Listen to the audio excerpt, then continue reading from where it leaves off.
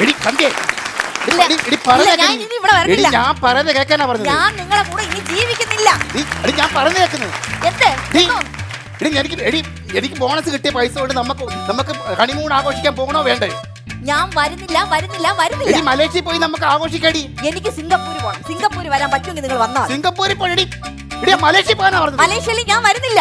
സിംഗപ്പൂരിൽ പോകാന്ന് പറഞ്ഞേ. ഞാൻ കുടുംബശ്രീന്ന് ലോൺ എടുത്ത് ഞാൻ ഒറ്റയ്ക്ക് സിംഗപ്പൂർ. എന്നാലും ഞാൻ മലേഷ്യ വരും. നീ അങ്ങോട്ട് എവിടെ പോയി? അവിടെ പരിപാടി നടക്കുന്ന ഫ്ലോർ ആടിയത്. അത് ഞാൻ അതിന്റെ ഇടയിൽ കൂടെ ഞാൻ പൊയ്ക്കോളാം. നിന്റെ ഭർത്താവ് പറയുന്നത് അയ്യടാ ഭർത്താവ്.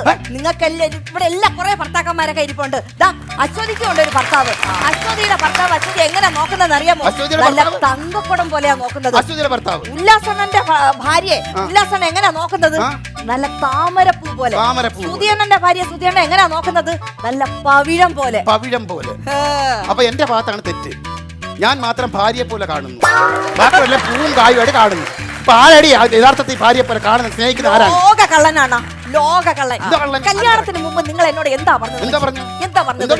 PWD-യിലാണ് നിങ്ങൾക്ക് ജോലിയെന്ന്.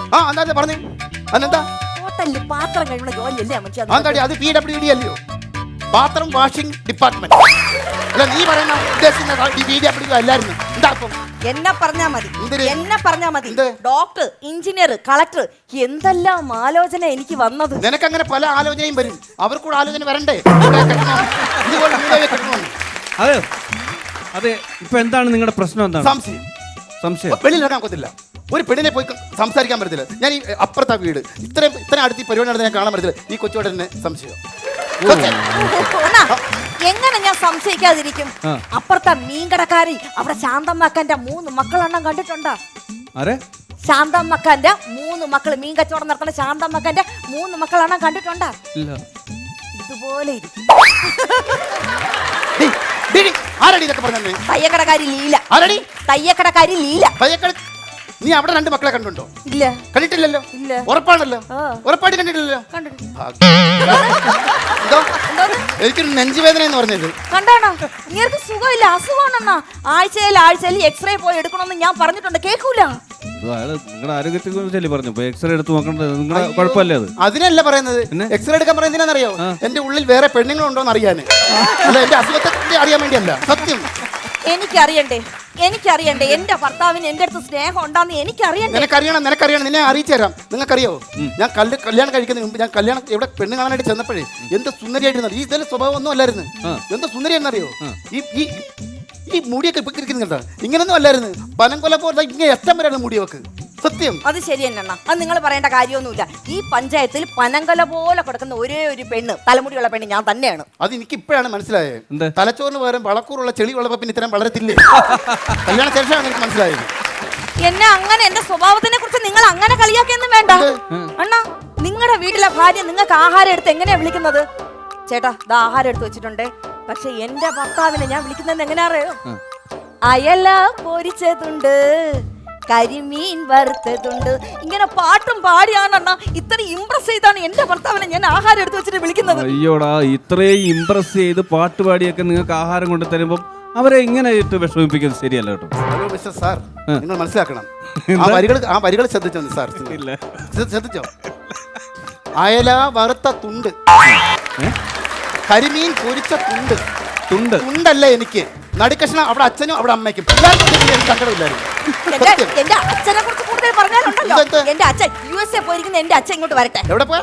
USA പോയിരിക്കുന്ന എന്റെ അച്ഛൻ ഇങ്ങോട്ട് വരട്ടെ. കണ്ടോ, ഇത്രയും റിച്ച് ഫാമിലി നിന്നാണ് കല്യാണം കഴിച്ചേക്കുന്നത്. അവർ അച്ഛൻ അമേരിക്കയിലാണ്, USA-ലാണ്.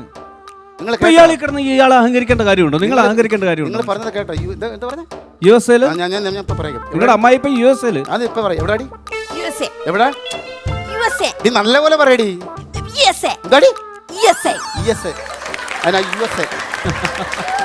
സത്യം പറയാം, 4.5 വർഷം കൂടി ടിവിയുടെ അസുഖം വന്ന് നൂല ചൂട് കിടക്കുന്ന മനുഷ്യനാണ് അയാൾ. പണ്ടം കണ്ട് അണ്ടിയാപ്പീസിൽ പോകുന്നതുകൊണ്ട് ഓസിന് ES എന്ന് മരുന്ന് കിട്ടുന്നു. സത്യം ഇല്ലങ്ങോട്ടല്ലോ. ഇവിടെ മുഴുത്ത് കിടന്ന ഇവിടെ തിരിഞ്ഞ് നോക്കത്തില്ല. അത്രക്ക് അഴുക്ക പെണ്ണാണ് ഇവിടെ. സത്യം. എനിക്ക് ഹണിമൂണിന് പോണം. എനിക്ക് സിംഗപ്പൂർ തന്നെ പോണം. ഇപ്പൊ നിങ്ങളുടെ പ്രശ്നം എന്താണ്? മറ്റൊന്നുമല്ല സാർ, മിസ്റ്റർ സാർ. എന്താ? മറ്റൊന്നുമല്ല. എന്താ വിളിച്ചേ? Mister sir. ഓ താങ്ക് യു. അത് മറ്റൊന്നുമല്ല.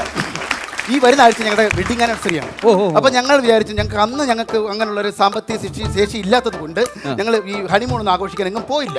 അപ്പൊ ഞാൻ ഇപ്രാവശ്യം പറഞ്ഞു നമുക്ക് ഹണിമൂൺ ആഘോഷിക്കാൻ ഞാൻ പറഞ്ഞു മലേഷ്യയിൽ പോകാന്ന് പറഞ്ഞു. അപ്പൊ ഇവിടെ തറതട്ട് നിൽക്കുകയാണ് സിംഗപ്പൂരിൽ പോകണമെന്ന് പറഞ്ഞു. അത് ശരിയാണോ തെറ്റാണോ? എനിക്ക് സിംഗപ്പൂർ പോയാൽ എടിയാ, മലേഷ്യയിൽ പോകാൻ എനിക്ക് സിംഗപ്പൂർ പോയാൽ മതി. നീ മലേഷ്യയിൽ പോകാൻ പറഞ്ഞു. സിംഗപ്പൂർ പോയാൽ മതി. നിന്നെ ഒറ്റയടിക്കണ്ടായിരുന്നു. ഹലോ നിർത്ത് വഴക്കണ്ട, നിങ്ങൾ വഴക്കുണ്ടാക്കണ്ട.